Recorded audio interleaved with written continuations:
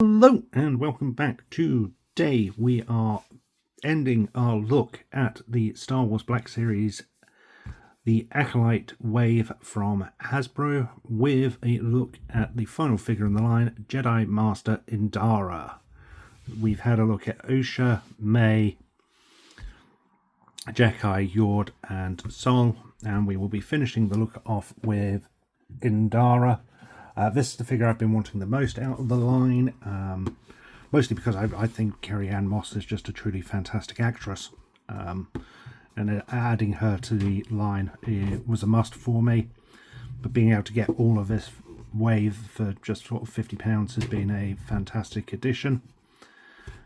Again, packaging is as standard as the other one. Star Wars Black Series, Jedi Master Indara, the Acolyte, our legal, our window box with the figure within, our cross-cell art, our profile on the back, some more legal, and our window box giving us a side view of the figure. So, getting her opened up.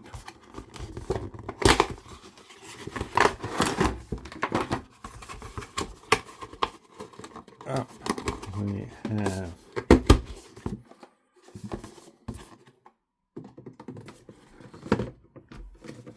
Indara.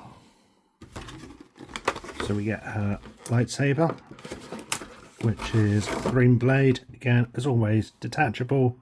Be careful because these do snap easily. It's a solid grey with some bronze paint apps throughout, which is quite nicely done. Figure is, as expected, a reasonable likeness of Carrie-Anne Moss. It's not the best likeness of a character in the world we've seen in any of Hasbro's lines, but it is serviceable. The hood and cape is stitched to the back, but the soft goods cape is removable. There are some really nice paint apps on her robes, giving some different tonage and shading throughout. You can see some accessories on her belt, which are nicely done. We get our ability to attach the lightsaber to the belt if we want. Of course, you can remove the blade, so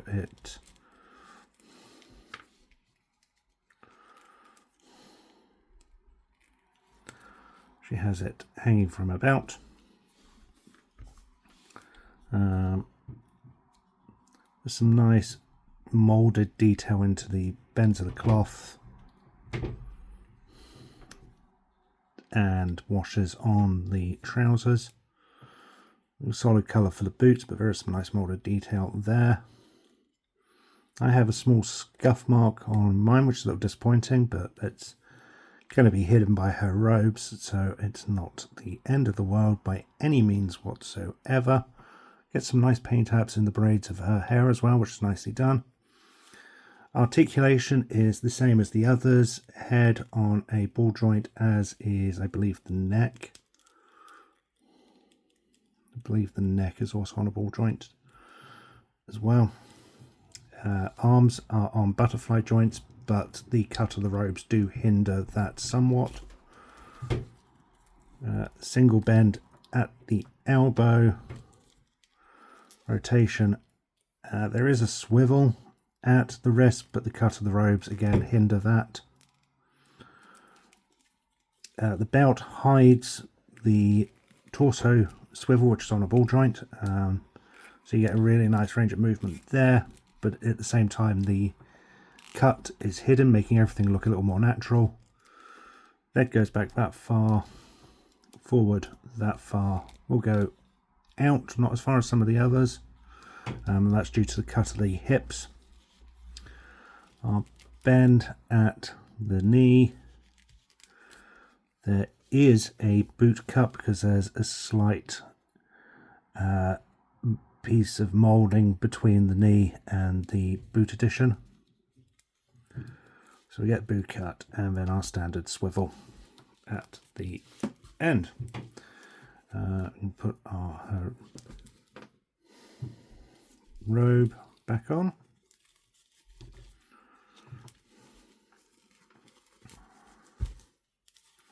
I always feel weird dressing a figure. Oh, I just noticed her hand here has an additional paint tab where her glove is. That's a really nice touch. Something I didn't initially notice with the figure. So we can get her posed quite nicely. We can get her in a stance. Drawn her blade, ready to attack. Get her a little more crouched, shall we? Yeah, we've got all the others in stance, standing poses. Let's give her a bit of a crouch just to show the articulation there. So you can see she's got real nice posability, and then she ignites her blade, extends outwards, and she's now ready to fight. So again, another really great figure. One I'm really happy to add to the collection. Final thoughts on the Wave. I like the Wave. I think it was, given I got it for £50 as well, you can't complain at all. But even at the full retail price of what, £20 to £25 for each of these figures, I think they are worth it. Each of them have really nice articulation and paint tabs throughout. Their joints are stiff, so they're not loose or wobbling about.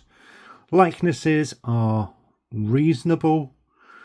They're not amazing, they're not perfect, but they're reasonable and they're acceptable, and they certainly won't go amiss on your shelves or however you display them. Osha comes with a really nice range of accessories, which was unexpected.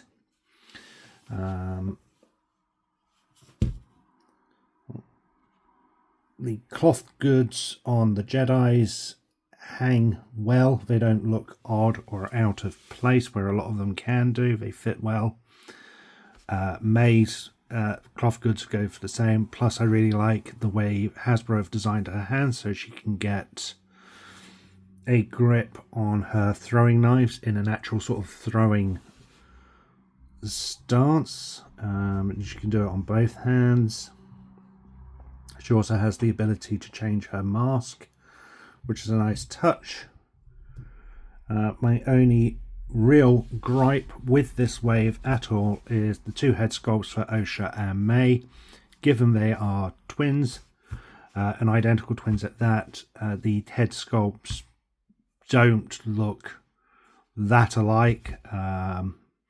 They're passable, they're decent enough, they just don't look enough like each other to go, oh, I get that they're identical twins. But that's my biggest gripe. And again, once they're on a shelf, especially if one of them's got their mask on, it's not going to be noticeable. If you haven't got this set and you are a fan of the series, then I highly recommend it. If you're a fan of Star Wars figures, again, I recommend these. I think you'll certainly get more out of them if you're familiar with the series and enjoyed it. But even if you haven't, they do make nice additions to your collection, especially our Jedi and May as a different looking style of villain. So there we have them.